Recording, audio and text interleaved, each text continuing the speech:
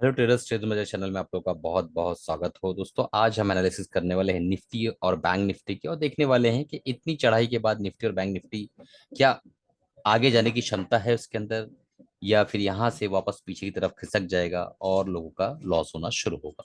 दोस्तों, सबसे पहली बात ये देखिए कि 5 अप्रैल का मैंने यहाँ डाटा ओपन कर रखा है। कैश मार्केट में 806 करोड़ के आसपास की बाइंग हुई है।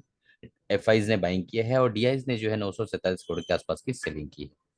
और एफआईज ने इंडेक्स ऑप्शन के अंदर 9,500 करोड़ के आसपास की यहाँ पे बाइंग की है। आप देख पा रहे हैं, तो ये बहुत बड़ी बाइंग है। इंडेक्स फ्यूचर में भी इन्होंने बाइंग की है 2,780 करोड़ के आसपास।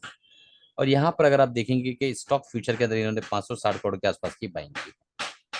ओवरऑल यहाँ पे एक बहुत बड़ा डाटा है जो कि एक तरफ वो मोमेंट दे सकता है, और ये डाटा मैं आपको कहूँ कि 80 टाइम्स ऐसा रहता है कि ये डाटा जो है एक तरह से नेगेटिव इंपैक्ट डालता है। ये डाटा की बात कर रहा हूँ। इंडेक्स ऑप्शन में इतनी ह्यूज क्वांटिटी में बाइंग दिखाई दे रही है ना आपको। ठीक है, अब चलते हैं और देखने की कोशिश करते हैं। सबसे पहले हम देख लेते हैं निफ्टी देन बैंक निफ्टी की एनालिसिस।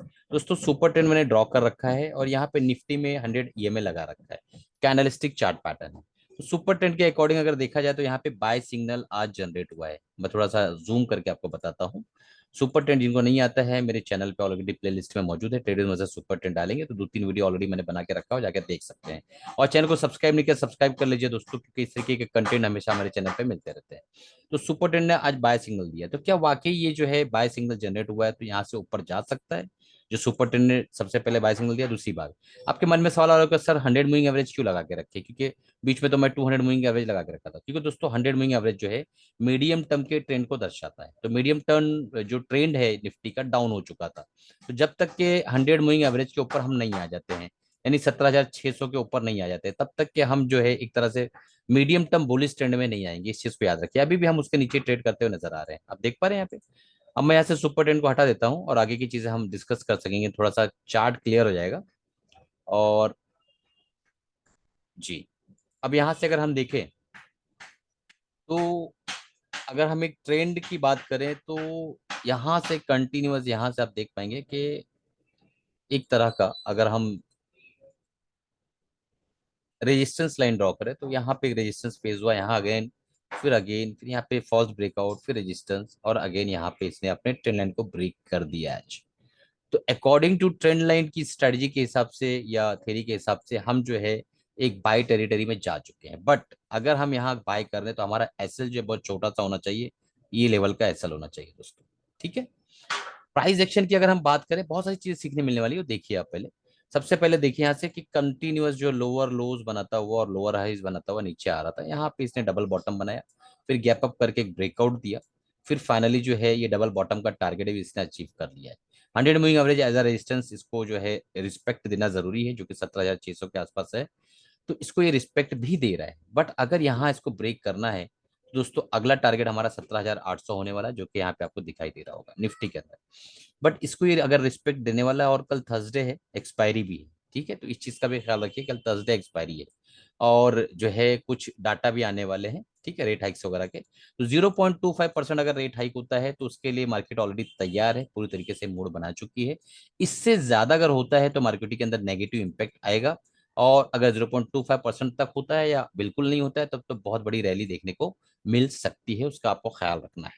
बहुत बड़ी रैली अगर, मतलब दोस्तों, जब भी देखिए कंटिन्यू जब एक कंसोलिडेशन फेज में मार्केट जाता है, देखिए आप लोग क्या है ना, सीखते नहीं है। जब सीखते रहेंगे कंटिन्यू तो आपको समझ में आएगा कि मैं क्या बोल रहा हूँ, कैसे बोल रहा हूँ और क्यों बोल रहा हूँ।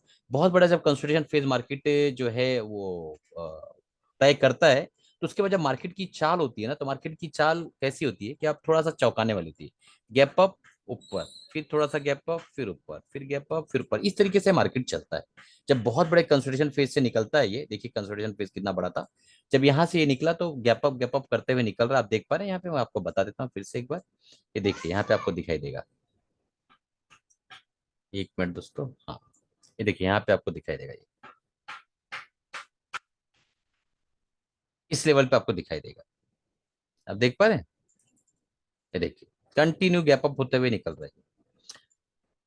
ग्रीन कैंडल गैप अप करते हुए निकल रहा है। क्या ये चीज कंटिन्यू रहेगी? मुझे लगता है शायद नहीं, क्योंकि जिन लोगों ने यहाँ बाय जो है जनरेट किया था, नहीं यहाँ पे जो लोगों ने भी इस मार्केट को ऊपर लेके गए हैं, बड़े प्लेयर्स, तो बड़े प्लेयर्स कल हो सकता है कि प्रॉफिट बुकिंग कर, जब वो प्रॉफिट बुकिंग करेंगे तो थोड़ा सा पुल बैक जो है मार्केट में आना है, नीचे की तरफ जो है मार्केट आने की संभावना है। तो कल किस तरीके से स्ट्रेटेजी बना जाए, मैं उसको 5 मिनट में आपको एक्सप्लेन करता हूँ, 1 मिनट में आपको बता देता हूँ।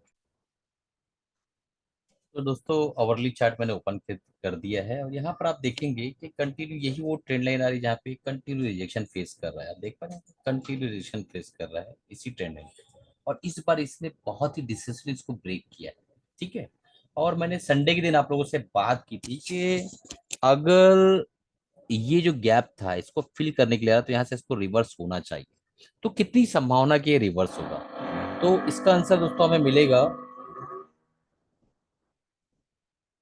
इसका दो इसका रिप्लाई हमें मिलेगा दोस्तों वीकली टाइम फ्रेम के चार्ट। वीकली चार्ट दोस्तों अभी तो समझ लीजिए कि 2 ही दिन ट्रेडिंग किए हुए, बट ये जो ट्रेंड लाइन थी मेजर ट्रेंड लाइन, इसको भी ब्रेक कर दिया इसने, और फाइनली जो ये 3 कैंडलस्टिक पैटर्न था उसको भी उसने कंफर्म कर दिया। तो वीकली चार्ट के अंदर तो हम बुलिश हो चुके हैं, और यहाँ पर अगर हम देखें तो अगर 17,300 का स्टॉप लॉस लेके कोई इस पर जो है दाव खेलना चाहे, तो मुझे ऐसा लगता है कि बहुत जल्द जो है हमें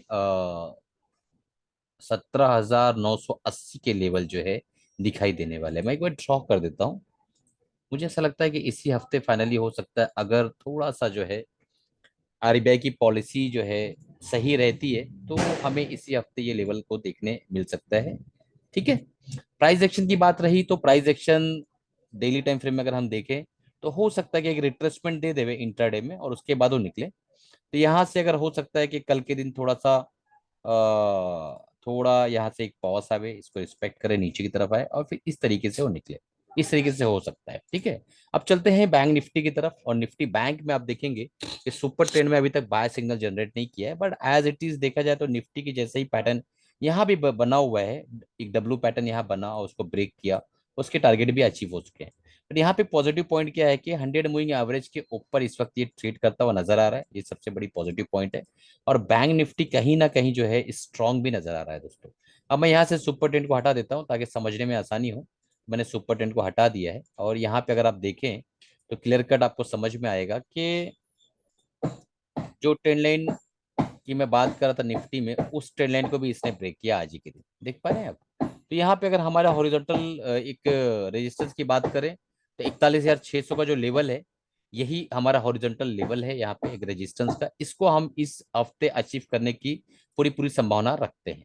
और अगर निफ्टी बैंक निफ्टी अगर 40,000 के नीचे जाता है, तो ही हमें देखिए दोस्तों एक बहुत इंपॉर्टेंट पॉइंट समझ लीजिए, बाय ऑन डिप की पॉलिसी को ही अपना रहा है हमें। अभी हम तक क्या सोच रहे थे कि सेल ऑन राइज, नीचे गए हम अटक गए, ऊपर गए सेल कर दिया तो हमारा निकल गया, नीचे गए हम फंस गए, कहीं किसी ने यहाँ बाय कर लिया था फंस गए, ऊपर गए यहाँ से निकल गए तो कम लॉस में हम निकल गए, तो सेल ऑन राइज था। बट अभी उल्टा चल रहा है, अभी बाय ऑन डिप, यहाँ बाय करना है, यहाँ सेल करना है, फिर यहाँ बाय करना है, फिर यहाँ सेल करना है, फिर यहाँ बाय करना है, फिर यहाँ सेल करना है। तो इस तरीके से बाय ऑन डिप जब आप चलेंगे, अब स्ट्रैटेजी पूरी चेंज हो चुकी है। अभी स्ट्रैटेजी थी कि भाई ये ट्रेंड लाइन को ये रिस्पेक्ट करता हुआ इस तरीके से चला आ रहा था, अब ये उल्टा हो गया है, इस ट्रेंड लाइन को ये रिस्पेक्ट करता हुआ चलेगा अगर बुल रहना है इसको तो। ठीक है। तो 41,600 के आसपास का जो लेवल है, ये हमारा जो है पहला टारगेट यहाँ पे, जो कि हमें शायद कल या परसों अचीव होता हुआ नजर आएगा। अगर हम 40,000 के नीचे ट्रेड करने लगते हैं, तो आप फिर वापस से एक बेरिश रन यहाँ पे देखेंगे। अब हो सकता है को इस लेवल तक है या इस लेवल तक है। तो जिस तरीके से मार्केट बिहेव करेगी हम आपके साथ जुड़े हुए आपको बताते रहेंगे। एक डिस्क्लेमर देना चाहूंगा कि मेरी तरफ से कोई बाय सेल रिकमेंडेशन, ये सिर्फ एनालिसिस है, टेक्निकल सिखाने की हम कोशिश करते हैं आपको। आप अगर जुड़े हुए हैं दोस्तों, इस वीडियो को 3 लोगों तक शेयर करिए ताकि लोगों तक पहुंच सके और वो भी उनसे फायदा उठा सके।